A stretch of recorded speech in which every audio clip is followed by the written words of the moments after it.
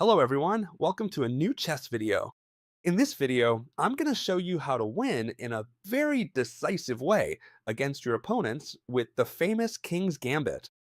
One of your favorite gambits, and I'm not surprised. It's a great gambit and very difficult to defend. I'm going to show you how to win if they capture the gambit pawn and if they don't capture it. So this video is going to be spectacular and super comprehensive. Let's start by seeing what happens if instead of capturing this pawn, right, they decide to defend it. Many people say, oh, they're trying to set a trap for me. I'm going to defend the pawn, so absolutely nothing happens. Well, don't worry, because as I said, I'm going to show you both ways to win. And besides, both ways are beautiful and spectacular. Let's go.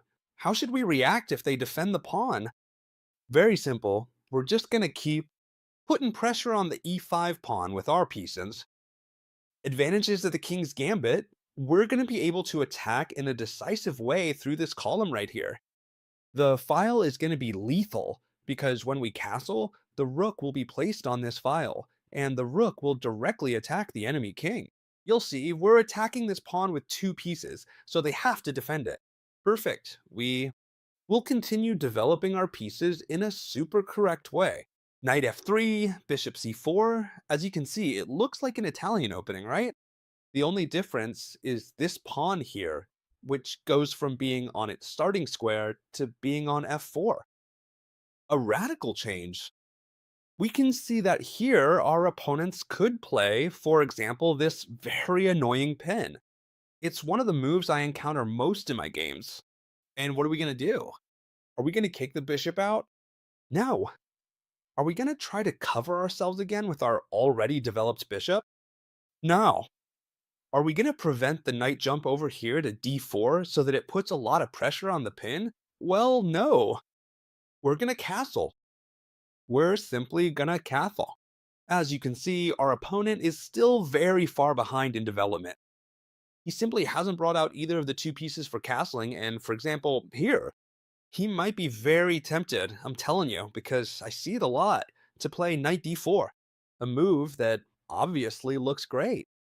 This knight is pinned by the bishop, I pressure it with the other knight, and now what do you do, chess teacher? Well, don't worry, because this is a pretty typical mistake. What are they doing? Advancing their pieces too much when they haven't completed development yet. So here we already have a winning tactical blow. Because this King's Gambit is amazing. Bishop takes f7, we're already going to win the game.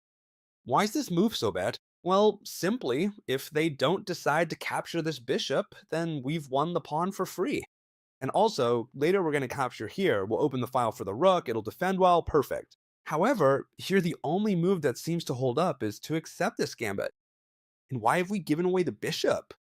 Do we have any counterplay? Evidently, of course, we're gonna jump in to give check with this knight, so that this undefended bishop will then be attacked by our queen.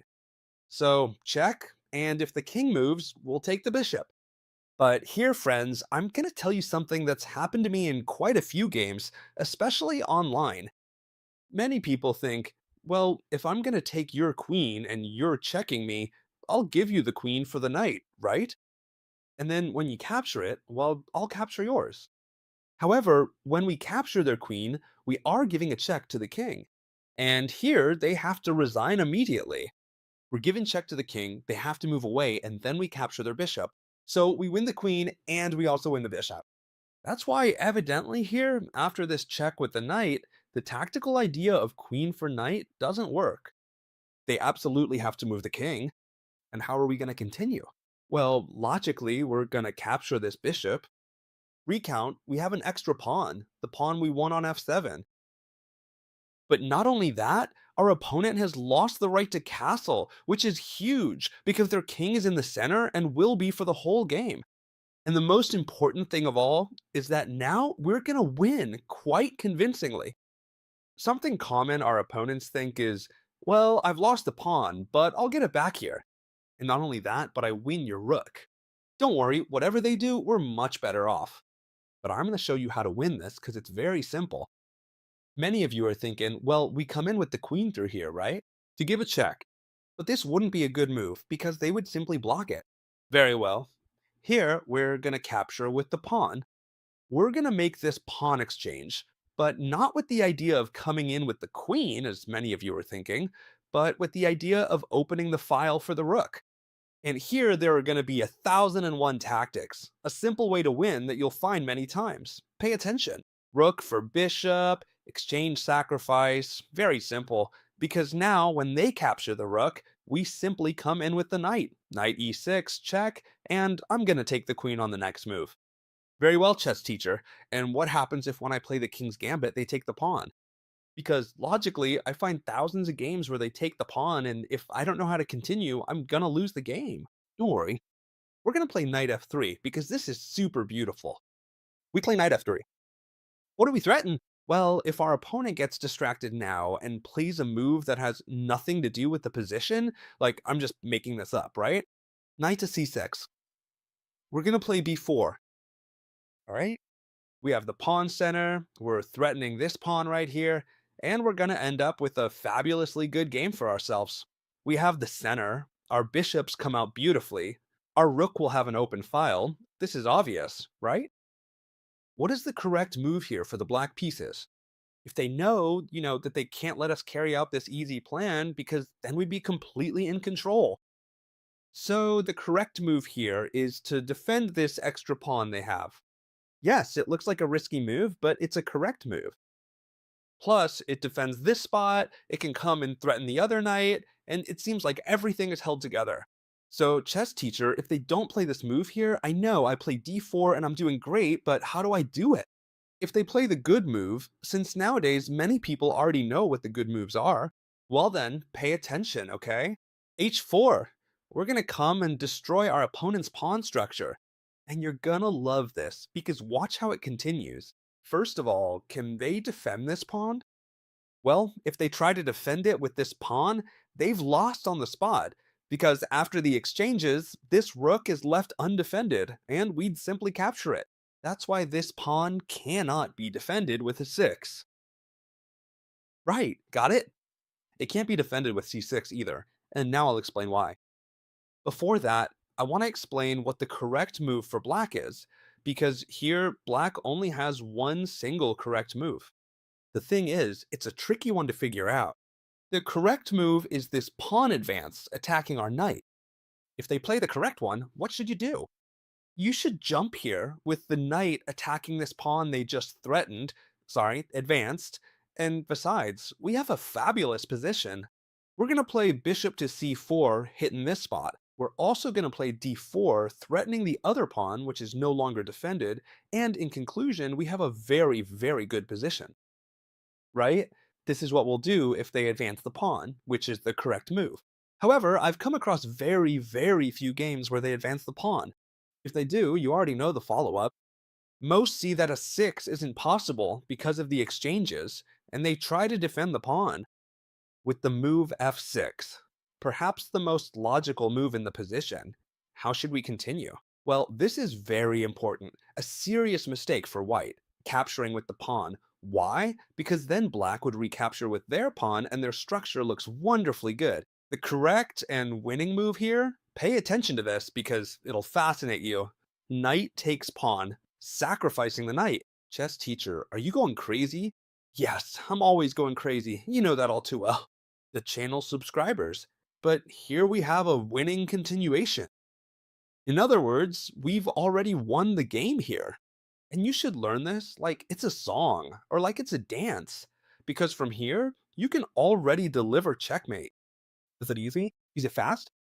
Well, it's neither easy nor fast, but if you memorize it, you're going to win 100% because it's a guaranteed mate. First, we move in with the queen. That was the point of sacrificing the knight, since our opponent has pushed the kingside pawns too aggressively, leaving gaps for our queen to launch an attack. Possible moves for black here, they only have one, this one right here. First, what are we going to do? We're going to capture this pawn, right? We're going to capture this pawn. The king can go back, and here black will think, well, if they come here, we'll just keep doing the same thing, and it'll be a draw. Careful, careful, careful, because when they move back, yes, that's right, you must give this check again. But for what? To force the king forward, there's no other way, and now give this check on e5. It's important, okay? You should memorize this. You can watch it as many times as you need. It's simpler than it looks. All right? It's quite simple. Where can this king go? As you can see, it only has one square, this one right here. That's it.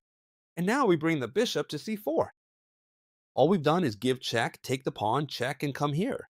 And now bring in the other bishop to give check. The king only has one square again. It wouldn't help to push to d4 because we just take the pawn. Sorry, d5. So the king can only come here, and mate is getting closer and closer. It's as simple as given. This check on f5 with the queen, the king can only go to one single square. What square does he have available here? Well, he can only move to the side, as you can see. Well, he could also go back, which seems more efficient, but we just give this check with the queen, and now he must go to the side. It's that simple. Many of you will say, obviously, I should bring in this bishop. Yes, but if we play d4 right away, we're getting the king time to escape. So first we give this check, right? The king has to move. I give this check again, and when he returns, now d3 or d4, both are checkmate. Obviously, they could block with the queen, but we just capture anyway, delivering a brutal checkmate. If this variation seemed too long with too many moves to memorize, don't worry, I have another great solution you'll love. Knight f3. And when they defend the pawn, instead of playing bishop c4, which we just saw as a great solution, I have another great one. Knight c3. Very good move. Yes, we're allowing his pawn push again, which looks quite dangerous, and now it looks even more so. Let me explain why. Since we don't have this pawn in front, they're threatening the knight. This knight has to jump forward, but now it looks like black is winning. How, chess teacher? Well, by bringing in the queen, they forced our knight out, and now they're giving us this check, and it seems mandatory to start moving the king toward the center and blocking our pieces, which looks horrible, because if we play g3, as you can see, the only move that seems to defend, then they would capture here, and we can't recapture because we'd lose the rook. So, chess teacher, why do you recommend this variation if it looks like I'm totally lost? Wait, we are not lost. G3 is a winning move. Black thinks they're winning, but no, because now, after pawn takes pawn, we aren't forced to recapture. See? So here, we're gonna play a super strong move. What move is it? The following one. Queen takes pawn. This move is wonderful. Queen takes g4. What are we threatening? Taking their queen, that's obvious. So black has two valid options. First, it wouldn't be possible to take this pawn with a discovered check because they'd lose the queen, see? So the two options they have would be one, to exchange queens, obviously exchange queens, and our position is fabulous. We have much better development, two knights out. We're going to play d4, we're going to play knight d5, threatening a fork. This position is fantastic. Black was attacking and they've achieved absolutely nothing. So here, trading queens doesn't seem like the best option for black. There's no doubt about that. However, here there's a move that seems indisputably the best for the black pieces, and you must know how to continue. Simple, don't worry. The move is as follows. G7, discovered check. Many of you will say, wait, chess teacher, is he hanging the queen? Yes, he's hanging the queen, and in fact, we must capture it. However, they're going to capture our rook and promote to a queen, meaning they'll have an extra queen. Watch how it goes. Queen takes queen, pawn takes rook, and they promote to a queen. And so here, black has an extra rook. However, excuse me, we are winning. Why? Because that queen can't get out of there. So our pieces will perform super well, while our opponent's pieces won't be able to do anything at all. How should we continue? You have many solutions here. For example, queen h5 threatening mate would be a super good solution. However, I'm going to give you my favorite, because here there's a way to finish it off elegantly that you're going to love. The move is knight d5. We take advantage of our piece's activity to attack in a brutal way. Pay attention to this. We have a queen attacking in a brutal way. The two knights join the attack, but instead of knights, these look like dinosaurs, right? We're attacking this fork, and our opponent has all their pieces unmoved. Without moving, the only one that's moved is the queen, and she can't move there either. So what should they do? Stop this check, which wouldn't just be a check, but checkmate, since the king couldn't escape thanks to our queen. So the only move that stops it is knight to a6. But we can keep attacking, and in fact, we have a pretty brutal move here to keep doing just that. The move is as follows. We're going to continue with the move d4. What does the move d4 allow us to do? It's very simple, friends.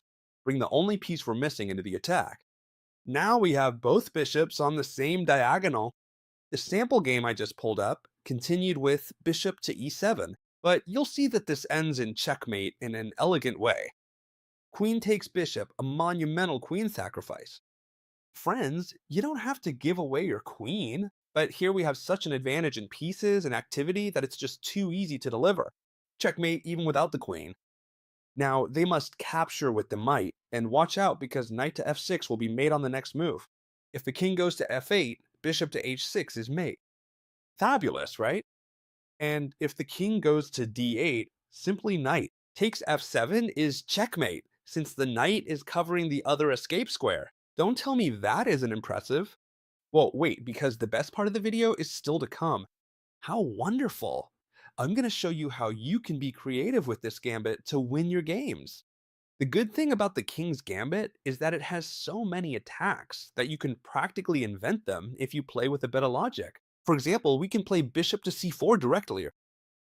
The idea of playing knight to f3 in our other variations was precisely to prevent the queen from entering through these very weak squares on the king's side, right? Because this knight acts as a perfect defender. However, chess teacher, what happens if we allow, for example, with bishop to c4 first, for the queen to come in here?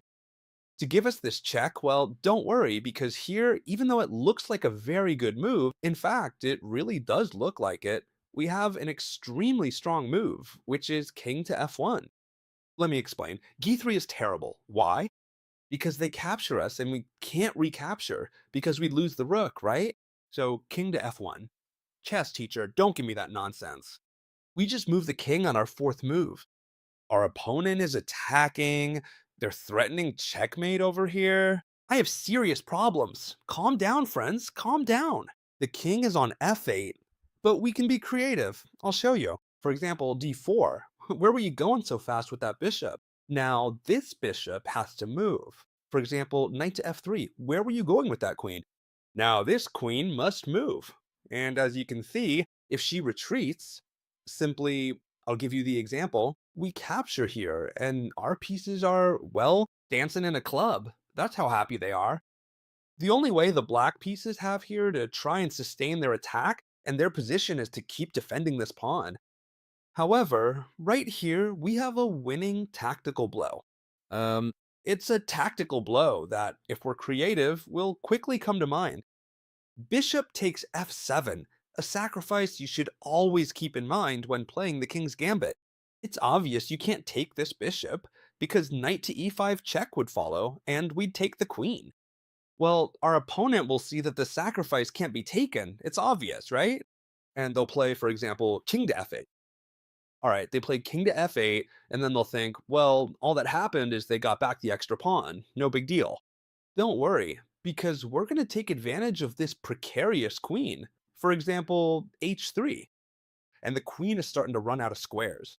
Wherever she moves, friends, she only has one single square available. And that square is g3. There's no other way. And then we're going to manage to win this queen in a decisive way. Watch out, because now they're threatening to take our bishop. See it? Why? Because now, if they take the bishop, we no longer have the fork. But we don't care about that at all, because we're going for the queen.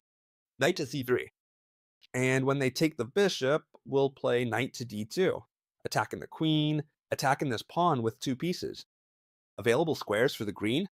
She only has one. Friends, what is that square? g6. But now what happens? Our friends, the knights who turn into dinosaurs, knight to e5 check, and now we're going to gobble up the queen. As you can see, the King's Gambit is spectacular. If we're creative, we're going to win many more games. If you like these kinds of videos, give me a big thumbs up. If we reach, listen up friends, a challenge, If we reach 400 likes, I'll upload another spectacular way to win with another opening I've already planned. So the challenge for you is to reach 400 likes. If you liked this video and want to see many more, subscribe to the channel because you get a new video here every day. See you, as always, tomorrow, friends, in another video. Bye.